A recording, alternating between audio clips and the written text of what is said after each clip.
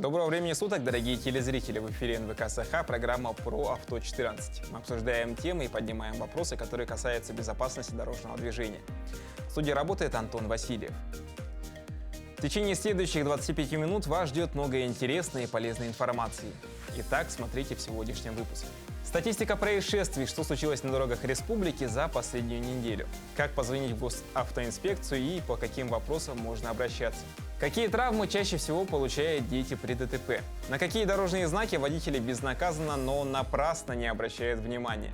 Как обстоят дела с ПДД в Нюрнбергском Улусе? А в конце программы по традиции рубрика «Тест ПДД», который сдаст блогер, турист и путешественник Саргалана Михайлова. А в начале выпуска предлагаем вашему вниманию обзор происшествий на дорогах республики за последнюю неделю. На автомобильных дорогах республики с 22 по 28 июля зарегистрировано 12 дорожно-транспортных происшествий, где пострадало 15 человек, в том числе один несовершеннолетний. 22 июля в поселке Нижний Бестях Мегино-Кангаласского района водитель, управляя транспортным средством марки Toyota Lead Ice Noah, при маневрировании задним ходом на парковке совершил наезд на сзади стоящую гражданку. В результате ДТП женщина была доставлена в травматологическое отделение ЦРБ. 28 июля в Якутске на улице Чеченко водитель, управляя автомобилем Toyota RAV4, при выезде с прилегающей территории не уступил дорогу автомобилю Toyota Corolla Axio, в результате чего произошло столкновение. Прибывшая бригада скорой медицинской помощи доставила водителя Toyota Corolla Axio в медучреждение, где ему диагностировали ушибы. А мы двигаемся далее. Каждый из нас хотя бы единожды в жизни становился участником либо очевидцем того или иного правонарушения. Что вы сделали в этом случае? Равнодушно смотрели или просто молчали, боясь вмешаться? Не стоит проходить мимо подобного беззакония, тем более, что сейчас существуют горячие линии, телефоны доверия и прочие службы, которые открыты в МВД и госавтоинспекции специально для таких случаев. Как и куда можно позвонить для консультации с сотрудниками ГИБДД, мы расскажем далее. Обратиться за бесплатной помощью по телефону горячей линии госавтоинспекции может любой автомобилист и даже пешеход, независимо от времени суток. Люди звонят на номер 127. С какими чаще всего сообщениями они к вам звонят? Они сообщают о дорожно-транспортных происшествиях, также об административных правонарушениях, также о преступлениях, также о происшествиях, о пожаре. Алексей в дежурной группе работает около года. Раньше служил в МЧС. И за этот год случались разные звонки, но больше запомнила сообщение о ножевом ранении. Благодаря быстрой реакции дежурного инспектора и отряда ДПС преступника быстро задержали, а пострадавший после лечения благополучно вернулся домой. Чаще всего поступают звонки на пьяных водителей, также водителя, которые ездят неадекватно и паркуются в неположенном месте. Принимаем звонки также, если это о ДТП, также административные правонарушения, направляем патрули. Если вы пытаетесь дозвониться на горячую линию какой-либо службы, значит, на то есть веские причины. И вполне вероятно, человек находится в стрессе. Однако при общении с сотрудниками колл-центра стоит вести себя сдержанно, максимально собранно и четко излагать насущную проблему. Непозволительно использование нецензурной речи, оскорбления и угроз. Помните, что ведется запись каждого разговора. Перед тем, как набрать номер горячей линии, стоит обдумать вопрос, который вы зададите специалисту. Это поможет сократить время на получение нужной информации, а в некоторых случаях и квалифицированной помощи. Ежегодно травмы в России получают миллионы детей, и большинство несчастных случаев происходит из-за халатности взрослых. Где больше всего опасности предостерегают маленьких детей и как эффективно предотвратить детский травматизм?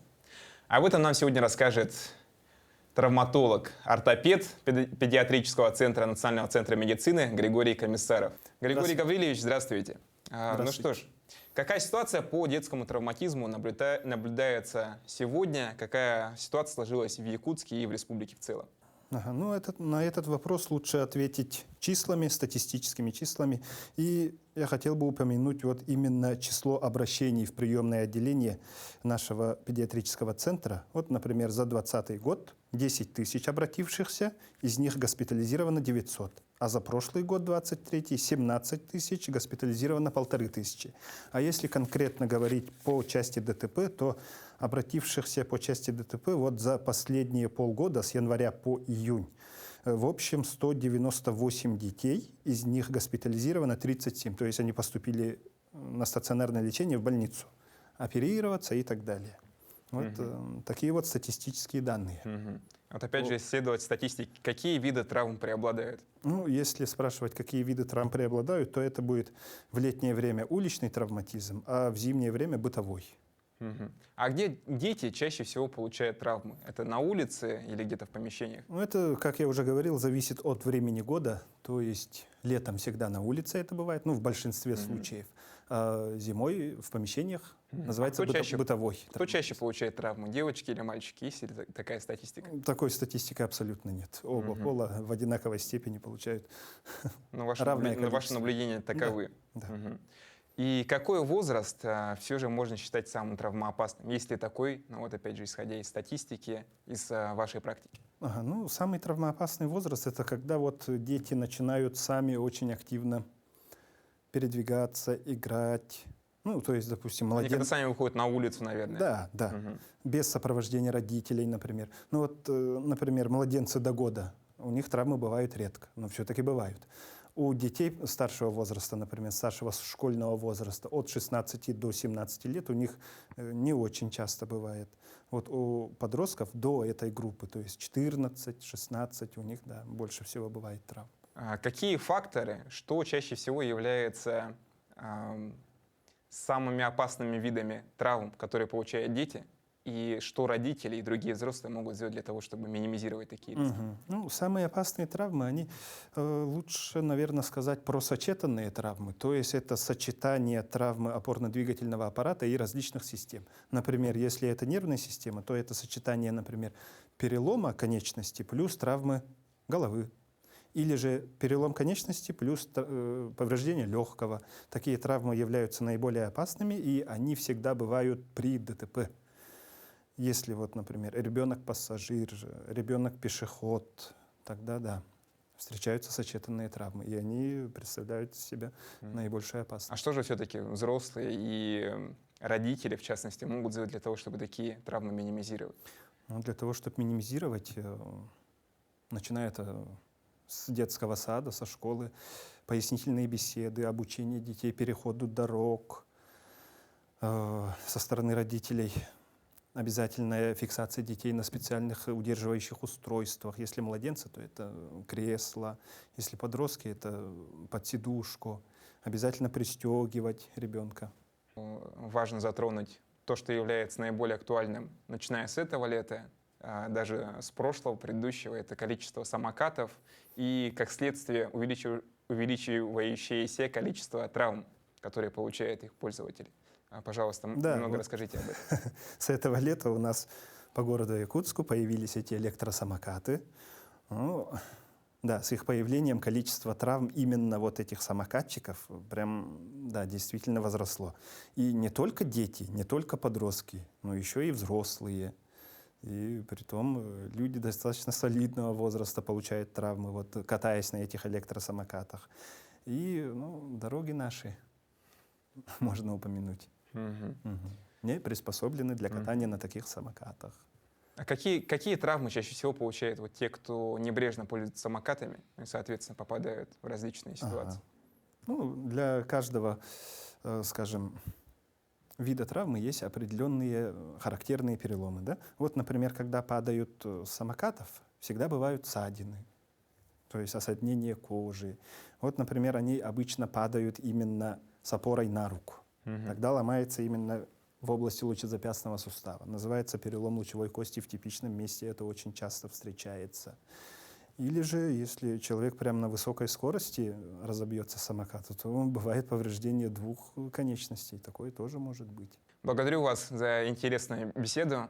Я напоминаю, в студии у нас был Григорий Комиссаров, врач-травматолог, ортопед педиатрического центра Национального центра медицины. А мы продолжаем. Как обстоит ситуация с детским автотравматизмом и в целом с безопасностью на дорогах в Нюрбинском районе? Об этом нам поведают наши коллеги. В Нюрбинском районе на 23 900 человек населения, более 7 тысяч состоящих на учете в ГИБДД транспортных средств. Контроль за соблюдением правил дорожного движения и профилактикой дорожно-транспортных происшествий осуществляется 13 сотрудниками личного состава ГИБДД по Нюрбинскому району. У нас в отделении ГИБДД по Нюрбинскому району работает всего 13 человек, считая начальника Прокопия Николая Владимировича. Так, основные направления у нас вовлечены именно строгие правонарушения. Это так как не имеющие права управления транспортным средством, состояние алкогольного опьянения, а также по встречной полосе езда. Но основные работы госавтоинспекции именно направлены на профилактику дорожного движения. На основании приказа ДСПшной 725 приказа у нас есть скрытые патрули. Также мы имеем право без формы модулирования остановить транспортное средство на гражданском автомобиле, а также останавливать и ловить правонарушителей. А насколько эффективно вот на данный момент? Да, эффективно. Это включили с прошлого года весеннего призыва, поэтому да, эффективно, помогает. Безопасность дорожного движения – это огромный комплекс мероприятий, который в итоге обеспечивает безопасность всех сотрудников дорожного движения. А мы с вами все без исключения имеем прямое отношение к категории «участник дорожного движения», как водители транспортных средств, как пассажиры транспортных средств и, наконец, как пешеходы. В настоящее время проблема дорожно-транспортного травматизма с участием детей и подростков – одна из главных. Обучение детей правильному поведению на дорогах необходимо начинать с раннего возраста.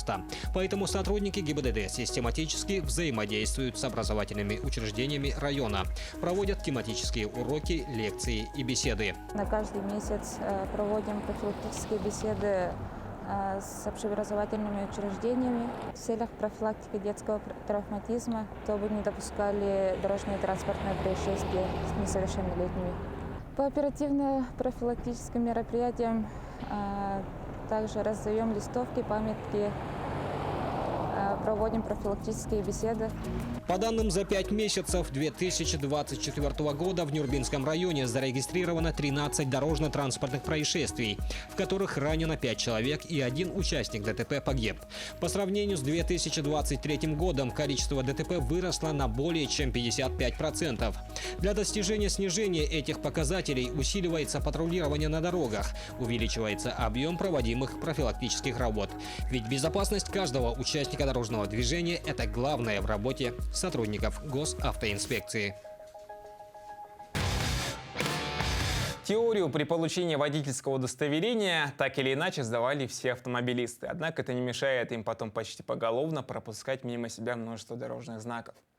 Осознание важности информации, содержащейся на них, приходит порой лишь после аварий. Знаками, наиболее часто подвергающимися игнорированию со стороны водителей, можно, пожалуй, смело назвать те, что указывают направление движения по полосам. Если крайняя левая полоса предназначена для поворота налево, а соседняя с ней только для движения прямо и направо, будьте уверены, множество авто будет выполнять левый поворот вторым рядом. Такие дорожные знаки у нас имеются в центральной части города, также на окраинах. Согласно данных знаков, опять же, расположение транспортного средства на проезжей части. То есть, если они хотят повернуть налево, то они заблаговременно должны перестроиться на левую полосу и занять крайнее левое положение для, опять же, поворота налево, либо разворота на данном перекрестке. Ну а если они хотят следовать в прямом направлении, то, соответственно, они должны выбрать соответствующее расположение своего транспортного средства на проезжей части для, опять же, проезда в прямом направлении по проезжей части. Особо шустрые водители при наличии массы второрядников умудряются заходить в левый вираж из третьего ряда, если таковой имеется. На голубые с белыми стрелками знаки над полосами никто из них внимания не обращает. А про перестроение в зоне действия таких знаков между рядами прямо через сплошную линию разметки можно даже не упоминать. Это вообще повсеместное явление. За нарушение правил расположения транспортного средства на проезжей части на водителя может быть составлен административный материал согласно части 1 статьи 12.15 Кодекса Федерации административных правонарушений. Штраф в размере 1500 рублей. Знаки рядности помогают водителю сориентироваться на полосе, заранее занять безопасное место на дороге перед маневром. Благодаря этим знакам меньше пробок и аварий. Так что соблюдайте правила дорожного движения и обращайте внимание на дорожные знаки. С удовольствием хочу приступить к нашей постоянной любимой многими рубрике, в которой горожане проверяют свои знания правил дорожного движения. По традиции наш экспресс-тест состоит из 10 вопросов, а ответит на них блогер, турист и путешественник Саргалана Михайлова. Саргалана, здравствуйте. Добрый день. Поделитесь, пожалуйста, каков ваш водительский стаж? Вообще права я получила еще в 91 году, когда заканчивала школу. У нас в школе было автодело. 10-11 класс. Очень такой хороший навык. Здорово. Да. Но фактически я вожу автомобиль 4 года последних. Ну, до этого у меня не было машины, а вот 4 года как есть. Очень интересно на самом деле, но я уверен, что ваши знания весьма актуальны. Ну и давайте их проверим, соответственно, приступим к нашему тесту. Хорошо. Итак, первый вопрос. Что означает термин «недостаточная видимость»? Первый вариант – видимость дороги менее 100 метров вблизи опасных поворотов, переломов продольного профиля дороги.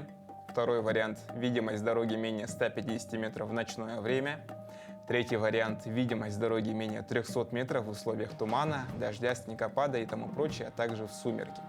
По-моему, видимость дороги менее 300 метров в условиях там, дождь, туман, снегопад. Является недостаточной видимостью. Да. Ваш ответ – вариант номер 3. Да, да. Хорошо, ответ принят.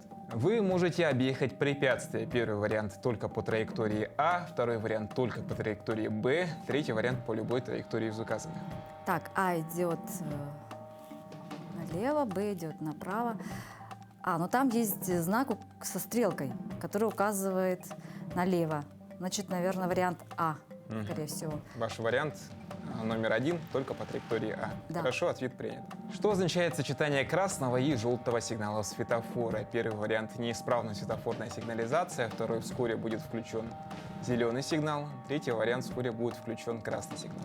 Ну, понятно, что когда горит красный и желтый, значит, внимание, ехать еще нельзя, но значит, скоро загорится зеленый свет, и можно будет ехать. Получается, вариант 2. Вскоре будет включен зеленый сигнал. Хорошо, ответ номер 2. На каком расстоянии от транспортного средства должен быть выставлен знак аварийной остановки в данной ситуации? Первый вариант не менее 15 метров, второй вариант не менее 20 метров и третий вариант не менее 30 метров. За городом, наверное, нужно как бы чуть больше расстояния выставлять, чтобы предупреждать, да, об опасности. Скорее всего, это будет не менее 30 метров, вариант 3. Хорошо, ваш ответ принят. Кому вы должны уступить дорогу при повороте во двор? Первый вариант только встречному автомобилю, второй вариант встречному автомобилю и пешеходам, третий никому. Я должна пропустить машину, которая движется ко мне навстречу, и при повороте пропустить, конечно же, и пешехода. Поэтому вариант 2 встречному автомобилю и пешеходам. Хорошо, ответ принят. Спасибо. Для обеспечения безопасности при выезде задним ходом с места стоянки, имеющего ограниченную видимость, необходимо. Первый вариант – подать звуковой сигнал, второй – включить аварийную сигнализацию, и третий – прибегнуть к помощи других лиц. Имеющего ограниченную видимость. То есть, получается, я не вижу, да, куда мне выезжать. Ну, лучше прибегнуть к помощи других лиц, конечно, тогда. Ваш ответ – вариант номер 3. Обычно, если кто-то со мной сидит, я прошу выйти и помочь мне.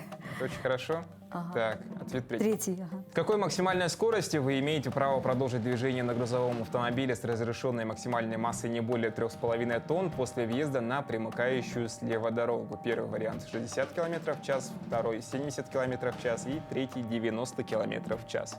Так, ну я вижу, там стоит знак, что населенный пункт, ну вот Липецк, да, главная дорога и знак, что примыкает слева дорога. Так, мы въезжаем, получается, в населенный пункт. По-моему, там ограничение было независимо, там 3,5 тонны грузовик или меньше, вообще для автомобилей 60 км в час, насколько я помню. Пусть будет, да, я выбираю ответ первый, 60 км в час. Хорошо, ваш ответ принят. Водители каких автомобилей не нарушили правила остановки? Первый вариант только автомобиля Б, второй только автомобиля В, третий автомобили А и Б, четвертый автомобили А и В. Ну, по-моему, если одностороннее движение на дороге, то можно и справа, и слева парковаться. Так.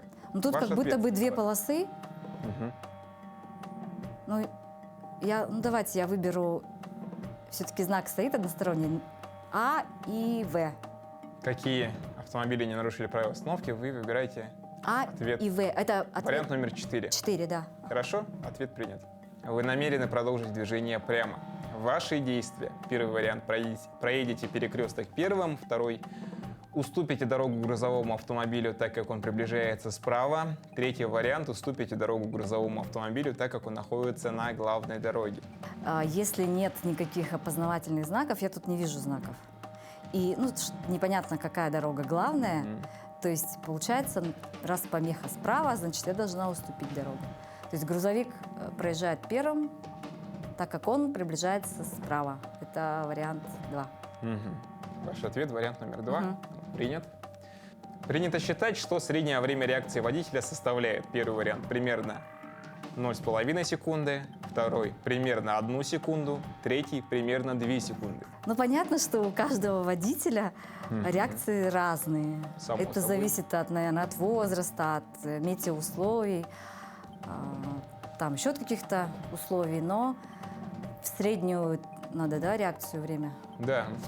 Ответ. Так, ну, у нас если должен среднюю, оказаться пусть среднего будет времени средняя между 0,5 и 2, средняя 1. Пусть Примерно будет 1 примерно 1 выбираете. секунду, я Хорошо, думаю. Да. ответ вариант номер 2. А результаты проверит инструктор учебного центра «Автоэксперт» Дмитрий Винокуров. Здравствуйте, Саргалана. Здравствуйте. Так, сейчас мы проверим ваши знания по правилам ПДД. Так как вы учились очень давно, сейчас мы... Мне самой очень интересно узнать всё-таки. результат. Но я готовилась. Молодец. Что означает термин «недостаточная видимость»? Так, вы тут ответили на вопрос, то есть третий ответ выбрали, да? И этот ответ абсолютно верный. Это видимость дороги менее 300 метров в условиях тумана, дождя, снегопада и тому прочее, а также в сумерки. Ура! Так, второй вопрос. Вы можете объехать препятствия? Так, тут вы тоже ответили правильно. Только по траектории А, так как стоит знак, объезжаем препятствие только с левой стороны. Тоже правильно. Что означает сочетание красного и желтого сигналов светофора? Так, вы тут тоже ответили правильно. Тут уже понятно, да, что после красного желтый, а потом зеленый. Вскоре будет включен зеленый сигнал. Это ответ номер 2. На каком расстоянии от транспортного средства должен быть выставлен знак аварийной остановки в данной ситуации? Да, тут ситуации разные. Вы тоже на этот вопрос ответили верно. В населенных пунктах знак ставится аварийной остановки не менее 15 метров, а в ненаселенных пунктах не менее 30 метров. Вот тут ответили тоже абсолютно верно. Кому вы должны уступить дорогу при повороте во двор? На этот вопрос вы тоже ответили верно. Конечно же, не только машине, но и пешеходам тоже. Встречному автомобилю и пешеходам. Ответ номер 2. Для обеспечения безопасности при выезде задним ходом с места стоянки, имеющего ограниченную видимость, необходимо. Да, тут вопрос такой сложный, потому что вы 4 года за рулем уже, да? Как я слышал. И многие у нас, когда сдают задним ходом, особенно когда выезжают с парковки, дают сигнал. Да. Но это неверно. Тут нужно прибегнуть, конечно же, другим лицам, помощи другим лицам. И это был третий ответ: прибегнуть к помощи другим лицам. Тоже верно. С какой максимальной скоростью вы имеете право продолжить движение на грузовом автомобиле с разрешенной максимальной массой не более 3,5 тонн после въезда на перемыкающую слева дорогу? Так, мы смотрим знак, что у нас начинается населенный пункт, и в населенных пунктах у нас разрешенная максимальная скорость — это 60 км в час, если нет никаких запрещающих знаков. Тут вы тоже ответили правильно, так как это категория В. Водители каких автомобилей не нарушили правила остановки? Тут мы смотрим знак. Первый знак у нас стоит одностороннее движение. Да? У нас машины двигаются только в одну сторону, у нас встречных нету. Ну и знак стоянка, остановка запрещена. Со стрелкой вниз. Значит, до знака нам останавливаться нельзя. А после знака, как тут одностороннее движение, можно останавливаться и хоть и слева, хоть и справа. Вы тут ответили неверно, вы выбрали 4-й ответ, да? А тут правильный ответ номер 3. Автомобиль А и Б не нарушили правила стоянки и остановки. Все, поняла. Вы намерены продолжить движение прямо в ваши действия. Да, тут перекресток равнозначный. Тут он не регулируется ни светофорами, ни знаками. Мы используем правило правой руки. Вы тут тоже ответили верно. Грузовик едет первым, а потом вы. Так, принято считать, что среднее время реакции водителя составляет. Да, вы тут тоже этот вопрос разобрали очень хорошо. Тут, в принципе, у всех реакция разная, да, но как бы, ну, все равно делают же всякие подсчеты и выявили, что примерно, ну, средняя реакция у всех водителей примерно на секунду. Вы тоже ответили верно.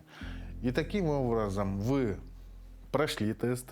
Ой, спасибо. Все-таки 9 правильных ответов из 10. Это очень-очень хороший результат. Спасибо. Вот и подошла к концу наша передача. Дорогие телезрители, будьте бдительны, соблюдайте правила движения и берегите себя. До новых встреч!